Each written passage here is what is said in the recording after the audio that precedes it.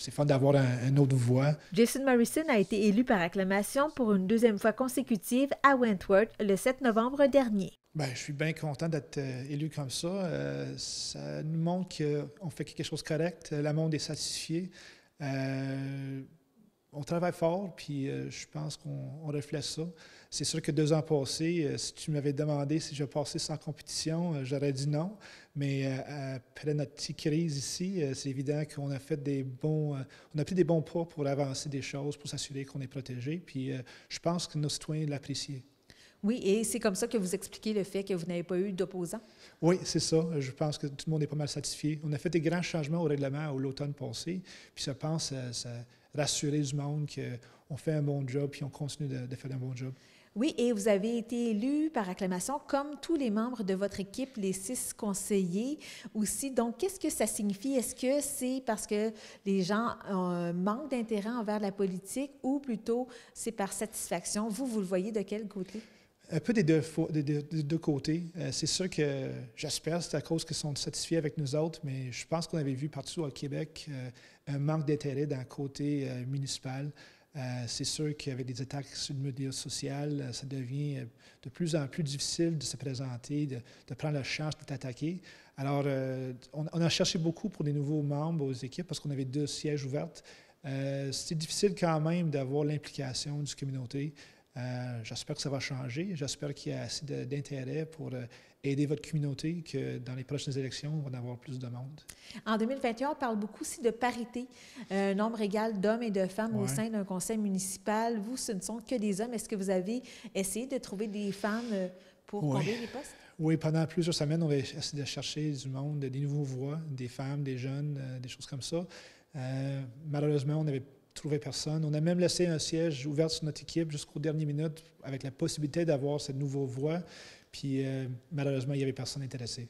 Parlez-moi de votre équipe, justement, qui fait partie du conseil municipal. Il y a 2 nouveaux visages, je crois, et 4 conseillers sortants. C'est ça. On a des vétérans, M. Brothers, M. Gawley, qui sont là depuis longtemps dans plusieurs différentes équipes. On avait ajouté Pierre Demers puis Alan Page, 2 gars locaux. M. Demers vient du Beaconsfield, il avait de l'expérience comme conseiller là. Puis M. Page est un gars local avec une jeune famille qui est né ici. Alors, ça va apporter une voix de localité.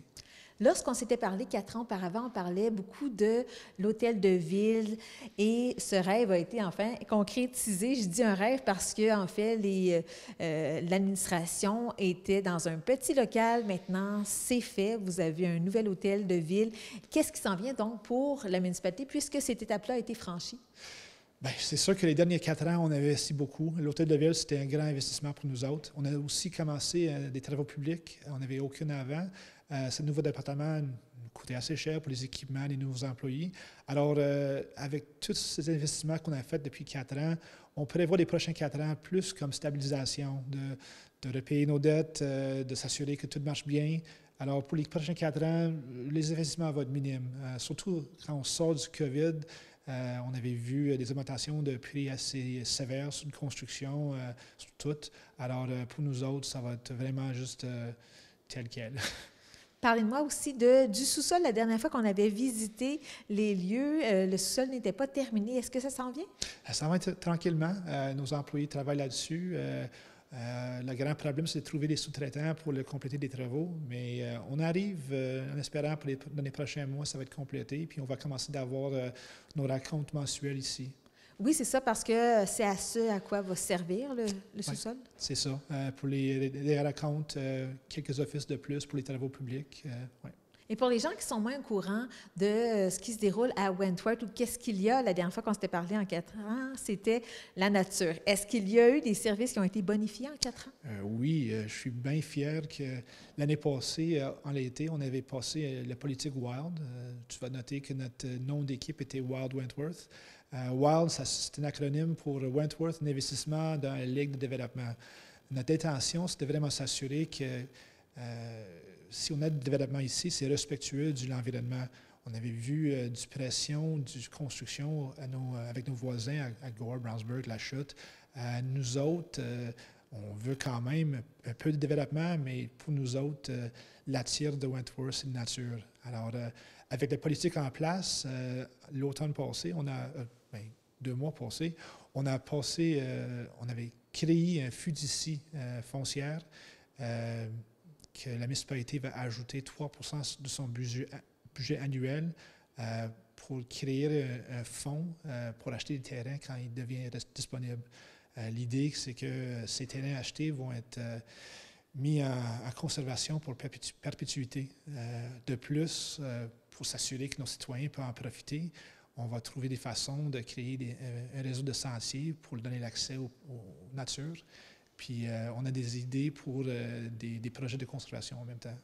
Et rappelez-nous ce qui s'est déroulé avec le grand projet qui avait suscité un tollé auprès de la population, qui l'avait même divisé à Wentworth. Qu'est-ce qu'il y en est? Vous êtes rendu où avec ce projet-là? On ne sait pas. On n'a pas eu de nouvelles d'eux autres depuis 1 an et demi. Un jour à l'autre, ils ont arrêté la communication. Alors, d'après nous autres, sans confirmation, le projet est mort. Puis, je pense que c'est pour ça que le monde est plus à l'aise maintenant dans la municipalité. Oui, parce que c'était un projet de villégiature, de spa, de terrain de golf, c'est bien ça? Oui, terrain de golf, des hôteliers, un projet qui vaut 2 milliards. C'était quelque chose d'assez grand, mais en même temps, c'était probablement pas possible parce que les choses qu'on avait vues au début ne respecteraient pas l'environnement. Alors, c'est des grands rêves, mais la réalisation de ce projet-là, d'après moi, ne serait pas possible. Comment est-ce que vous entrevoyez les 4 prochaines années, donc ce mandat-ci? Comme j'avais dit, c'est plus de stabilisation. On va vraiment juste travailler avec ce qu'on avait fait depuis les derniers 4 ans, travailler encore sur nos idées pour la conservation de nature.